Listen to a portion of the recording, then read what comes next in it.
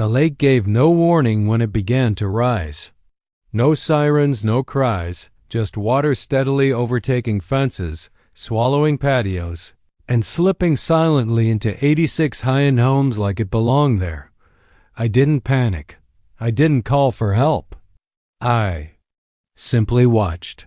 Because when people build on land they don't respect, nature has a funny way of evening the score. They tried to wipe away my shoreline. They even called the police to force me out. But this land knows who it belongs to, and sometimes it bites back. Drop a comment and let me know where you're tuning in from. This one's going to hurt. It started one morning with the thunder of bulldozers. No exaggeration, it sounded like a freight train had parked right in my backyard. I stumbled outside in pajamas, half asleep, and couldn't believe my eyes. Veronica Wilson power suit, heels, clipboard in hand, and that smug smile like she'd just conquered my shoreline. She'd quietly purchased the land next to the lake and launched construction on 86 luxury homes without telling a soul.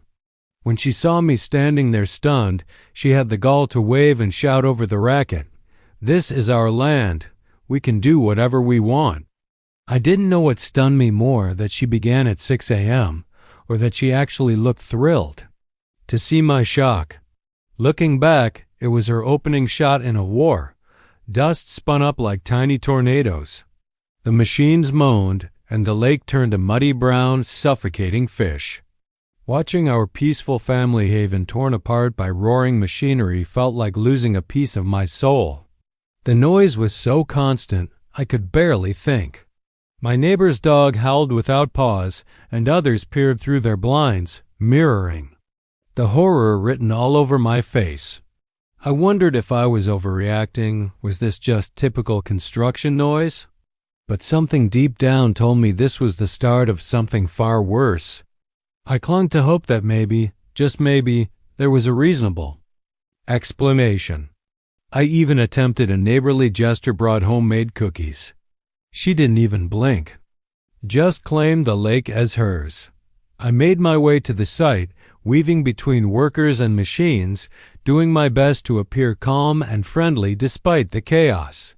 When I finally reached Veronica, she was barking orders at a contractor who looked ready to quit on the spot. He kept nodding, saying, "Yes, ma'am," as she aggressively pointed around the site. I cleared my throat and offered the plate of cookies, forcing a diplomatic smile. "Hey, Veronica. Brought these from Fred next door, thought we could talk." She barely glanced at the plate and her eyes turned cold, calculated. I felt a chill. She looked at me like I was a clueless kid and said, "Reed, you should know better. This lake will be ours eventually." The way she said it, so calm, so sure, it felt like she knew something I didn't. Maybe she'd planned this for months. Maybe she had insider legal knowledge. I stood there like an idiot with those cookies as she turned away, treating me like I didn't matter. That's when I knew this wouldn't be resolved with small talk and baked goods. She had a strategy and I was in her way. Back at home, I felt defeated, but also furious in a way I hadn't in years. The kind of anger that makes your hands tremble. I dove into the basement, tearing through dusty boxes, hunting for anything that might give me legal ground to fight. My dad had been obsessive about records tax papers, permits, deeds, even letters from city officials. I knew something had to be buried in there. I coughed through the dust, flipping through blueprints, getting frustrated until I found it. An old metal box beneath stacks of deeds held my dad's original lake blueprints. Scrawled in his neat handwriting was something I'd never noticed. "Emergency flood valve use only if lake is threatened, opens underground springs." I stared, trying to process it. There was a detailed drawing of a valve at the lake's bottom, connecting to natural springs below. Dad built this lake in the 70s, but I had no idea this system existed. Why would he need it? I remembered him saying the lake was the heart of the land, and if it was ever in danger, he had a way to protect it. I thought he was being poetic, but this diagram was literal. A secret flood control system, unknown to the city, the HOA, maybe even the workers who helped him build it. Holding those blueprints, I felt something powerful. She had her plans to erase me. But Dad had seen this coming. A week later, no trespassing signs were posted every 10 feet around the construction zone like it was a prison. Then came the letters. Thick, intimidating envelopes from the HOA's legal team, each one more threatening than the last. The arguments started every night after the workers left. Veronica prowled like she owned the place. Maybe she thought she did. The HOA launched psychological warfare. I wondered if I was imagining it, until neighbors began treating me like a criminal in my own home. 8-foot fences blocked the familiar path I'd walked since childhood. Concrete slabs and twisted rebar turned fresh air into a dump. The stench was so bad I couldn't open lakeside windows without gagging, and then came the surveillance. Cameras tracking my every move like I was a threat. Just walking to the mailbox meant being filmed, every step documented. I tried to brush it off, but who wouldn't feel paranoid? Then they fined me $8,000 for koi fish. Yes, koi. Apparently, ornamental fish were now dangerous. I stared at that letter, trying to absorb it. $8,000 for goldfish? The pond my dad built by hand was suddenly against community standards. I laughed out loud reading it, which probably wasn't their goal. Did they think I was raising sharks? The absurdity was beyond belief. That was the moment I realized they weren't playing fair. That night, something unexpected happened. I found an anonymous note slipped under my doorknob postmark, no return address. Just block letters. This project is illegal. Check blueprint approval number 12. You're not alone. A friend. Taped to it was a torn page from the HOA charter section, 12.4. All construction must follow federal water overlays. I read it 3 times. Someone was helping me, but why anonymously? Was it a trap? Either way, I'd had enough of playing. Defense. I started documenting everything. Photos, videos, logs. Every violation recorded. If they wanted a war, I'd give them one with evidence. At the next community meeting, I came armed with proof. I dropped a thick folder onto the table with a satisfying thud. The room went silent. I laid it all out: illegal dumping, missing permits, backdoor deals. Veronica went pale. For once, she had no smug response. She called security, screaming, "Reed, you have no right to be here." I stood my ground. I'm a citizen, and I have every right to speak. This project is destroying the environment. Silence followed. I looked around, wondering who was helping me from the shadows. Things escalated. Veronica played her trump card. She cut off my power and water under the lie of system repairs, though everyone else had full service. I boiled snow for water, took freezing showers, ate cold canned food. They think I'll give up? I muttered. Think again. But the worst part was seeing neighbors I'd helped turn cold. People I'd shared holidays with now avoided my gaze. The isolation was brutal. Even my shadow seemed unsure of me. I wanted to give up, but the memory of Dad's valve, hidden in the lake, kept me going. If push came to shove, would I use it? Then, everything shifted. At a private HOA meeting info leaked by my mysterious friend Harold Peterson, the same guy who fined me $8,000 turned on Veronica. His son, an engineer, warned him, "No sane person builds this close to a lake without flood controls." Harold demanded answers publicly. Veronica panicked. Couldn't explain safety protocols. The board turned on her. Harold handed me a red-marked survey, original floodplain unfit for high-density housing. That evening, he walked past my home, slowed at my driveway, and gave me a nod. Just a nod, but it meant everything. But then, I realized someone else had found Dad's valve plans and they weren't on my side. My complaints had drawn attention reporters, environmental groups. Veronica was losing control and desperate people take desperate steps. That's when she tried to evict me. Somehow, she convinced the cops my family's land hours for 40 years was HOA property. I stood in my driveway, bewildered, as police lights flashed and backup arrived, as if I were dangerous for living in the house I was born in. "Officer, this man is unlawfully occupying HOA common property. He needs to be removed immediately." Veronica's voice dripped with false concern as she handed over what appeared to be official paperwork, probably as fake as a $3 bill. She'd gone all out too, sharp business suit, briefcase in hand. Every detail meticulously crafted to paint her as credible and me as some squatter. Her boldness left me speechless. "This is my home. My family has lived here for generations," I kept repeating, but the officers looked bewildered, caught between two completely different stories. They remained professional, asking questions and reviewing the documents, but I could see the uncertainty in their eyes. One finally suggested I might have to temporarily leave while the matter was sorted out legally. Earlier that day, I had the misfortune of seeing Veronica on the local news, beaming for the camera as she declared, "Lakeview Elite will be a jewel for our city, bringing modern luxury and boosting property values in a long-neglected area." Her eyes were cold and calculating beneath that polished exterior, but she knew how to charm the media and local politicians. Watching her play the hero, while she destroyed everything my family had built, made me sick to my stomach. The hypocrisy was thick enough to serve at dinner. Once the police left, promising to investigate, I traced the outline of the flood valve sketch with my thumb like I was loading the weapon my father had left behind. That police visit had crossed a line. They had tried to evict me from the house Dad built with his own hands. I spoke into the silence of the room with icy calm. They want to force me out of my own home? Let's see how they handle a flood.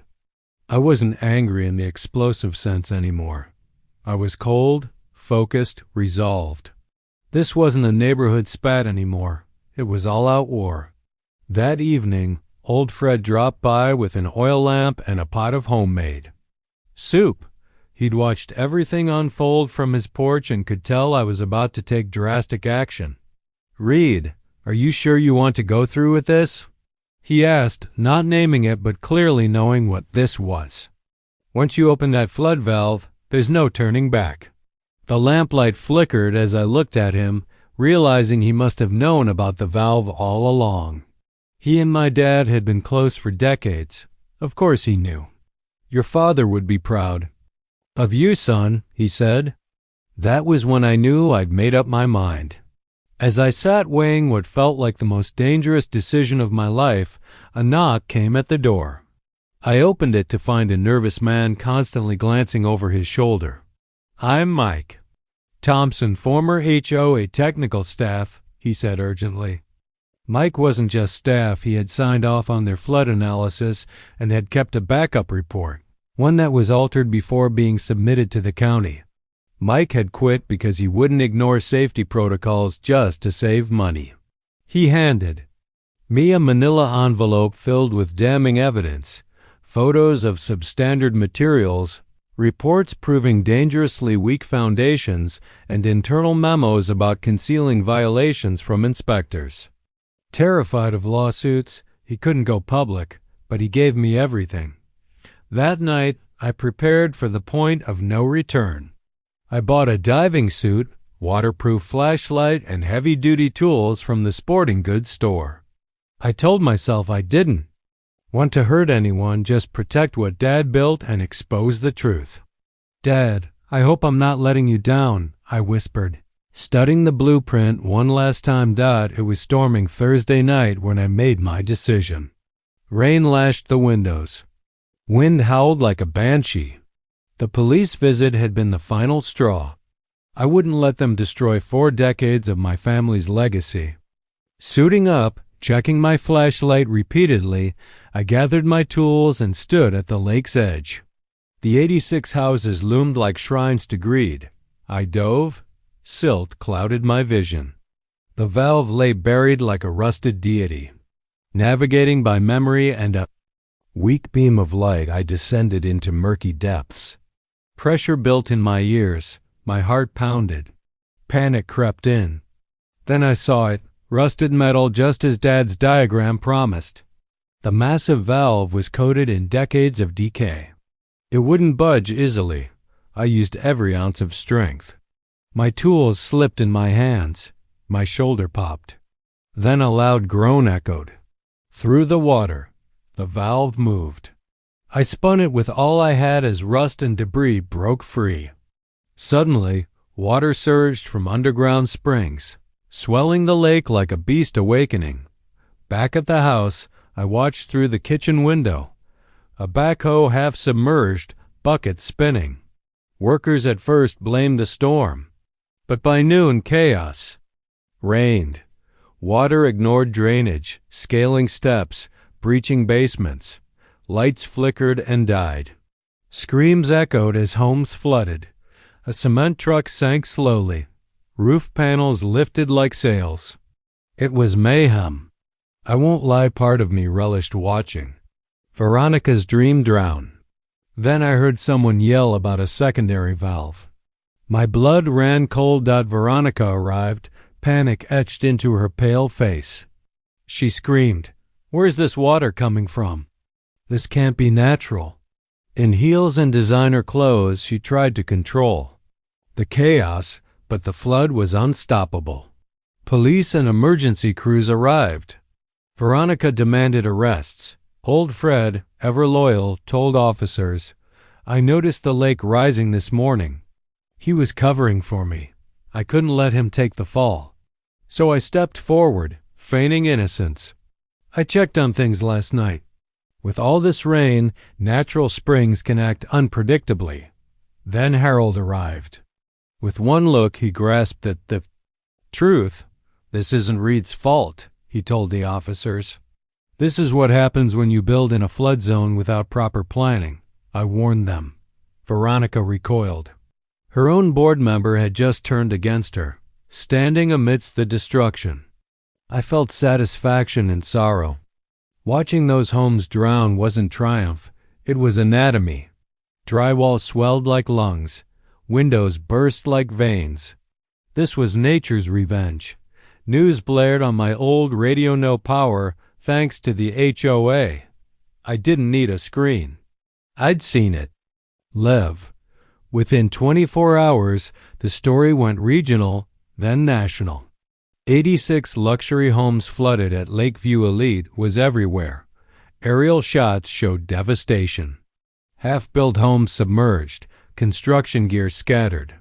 Millions in damage. Insurance companies refused to pay. Natural causes, they said.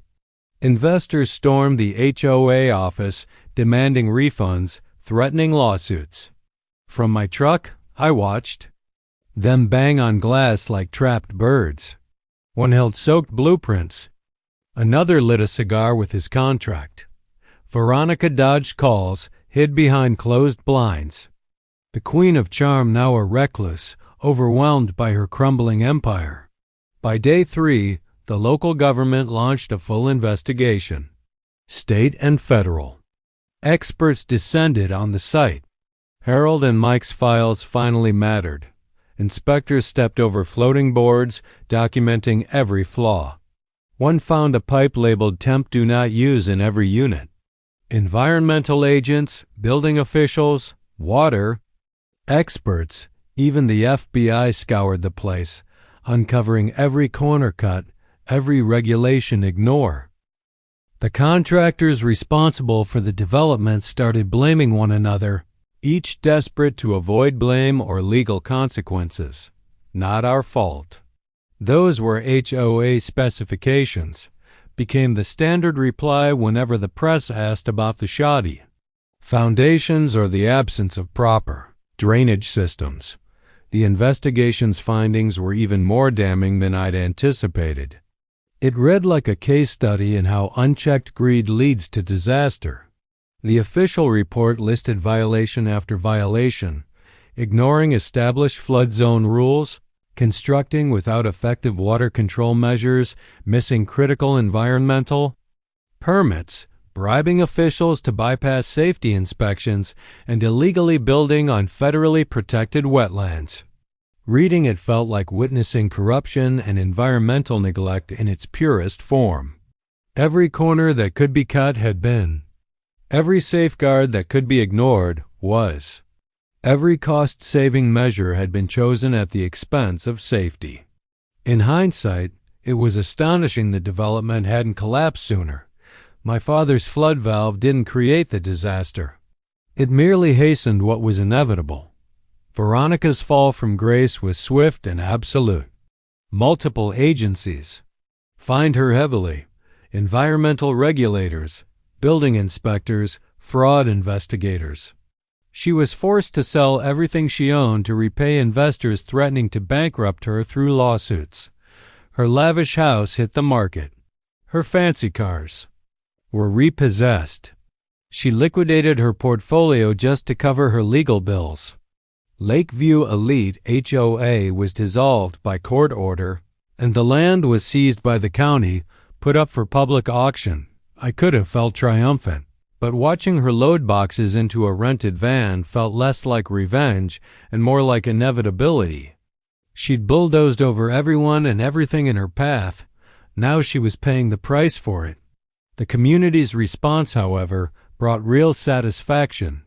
Neighbors who once doubted me now showed up with apologies and casseroles, offering genuine support. Old Fred became a local legend after telling reporters how I'd tried from day one to protect the lake that was our community's heart. Reed never set out to harm anyone, Fred told the news. He just wanted to protect what his father built for all of us. He fought to preserve something real in a world that tears nature apart for profit. Hearing people finally understand and support my side brought relief, even if it took a disaster to open their eyes. Still, I didn't feel the triumph I thought I would. Seeing Veronica's empire fall was justice, but witnessing workers lose jobs and the damage left behind wasn't something to celebrate. I simply wanted to restore what had been lost, to bring balance back to a place corrupted by greed. With funds from the resulting lawsuits, I put those plans into motion. I hired an experienced environmental cleanup crew to remove the wreckage. Twisted metal, broken concrete, and debris abandoned by bankrupt developers. Weeks of delicate work followed to avoid further harm to the lake's fragile ecosystem. Gradually, the lake began to resemble its old self. I organized a lake rebirth gathering. Neighbors joined me, planting native trees, cleaning the shoreline, and releasing new fish into the water. A young girl stood at the dock with a handmade sign reading, "Thank you for saving the lake." Her mother said she insisted on making it. When she asked, "Did your dad build the water?" I knelt beside her and said, "Not exactly. But he gave it a heart." Nature didn't just recover, it retaliated. Wildflowers bloomed in places they hadn't in years. Birds I hadn't seen since childhood returned. Soon, peace returned too. I could finally drink coffee on the porch and hear birds instead of bulldozers. The lake remembered. Its water curved back like it knew its original shape. Dogs walked the shore again. Children fished off the dock. The tension and fear that had haunted us vanished. But something else, something incredible, started happening. The floodwaters receded faster than experts predicted. Day by day, the lake shrank back to its natural borders, as if nature itself was correcting the damage. The water turned crystal clear again, reflecting the sky like glass. Birds returned in greater numbers. Fish jumped at dusk like in my childhood. "Did you see that heron?" someone whispered. Another neighbor stood silent, tears on his face. Fred shook his head in wonder. "Reed, the water's back to normal. How did nature fix itself so fast?" Crowds gathered each evening, watching the lake's quiet restoration like a sacred event. News of the miracle flood recovery spread, drawing reporters and scientists alike. University teams tested water samples, puzzled by the lake's ability to regulate itself. But none of them knew the truth. I had become the lake's secret caretaker. While others saw a miracle, I saw the result of precise control and careful engineering. On quiet afternoons, I donned my diving gear and visited the valve not to release more water, but to slowly close it. Bit by bit, I adjusted the flow. Using the knowledge my father passed down, my father designed the system as a safeguard, and I finally understood the genius behind it. The last time I dove to the valve, I felt emotion surge as I sealed it completely. It groaned, then clicked into place like the lake itself exhaled. I surfaced, breathing in clean air and feeling peace like never before. As I swam to shore, watching the sun set over still water, I realized I had always held the power to control the flood. A gift from my father, a legacy only I understood. When reporters came, asking about the miracle, I simply smiled and said, "Maybe this lake has natural flood control systems we're only beginning to understand." One asked if I believed in spiritual forces. I pointed to the algae-stained gloves and replied, "I believe in torque." My story became local legend, a tale of justice, wisdom, and community over greed. They called me the Lake Guardian, a name I accepted with quiet pride, knowing it honored my father. I think about him often now. Not just the valve, but his belief that every system, if built right, has a soul. He built one perfectly, and I protected it. That was enough. Today, the lake is vibrant. Fish thrive, birds return, and wildflowers bloom each spring. I found peace again, fishing at dawn, reading under the oak tree my father planted, and breathing air that smells like pine, not diesel. Harold visits often now. We talk about preservation, about building with nature, not against it. Mike found work with a firm that respects environmental laws. Funny how casseroles became apologies, no words needed. Just food and changed eyes. Now I drink my coffee by the lake, waves gently lapping, no machines growling. Just birdsong, rustling pine, and frogs. No legal threats. No bulldozers. Just calm. Sometimes I wonder if Veronica ever realized what truly happened. Probably not. She never knew her biggest obstacle was the one with all the power. Me. The valve remains deep below, silent and ready. And I'm the only one who knows. It's not a weapon, but a tool used only when necessary. If anyone ever threatens this lake again, they'd better ask about flood risks first. Because the lake held. My father's design outlived them. I never built anything as perfect, but I defended it. Some might call it divine justice. I know better. Sometimes justice is just gravity and knowing when to loosen the valve. Now that calm has returned, I've realized something. When you fight for something greater than yourself, you don't need to shout. You just need to know where the pressure is. If you're still here, I'd love to know where you're watching from. And if you've ever dealt with a petty HOA, tell me. If this story hit home, you're not alone.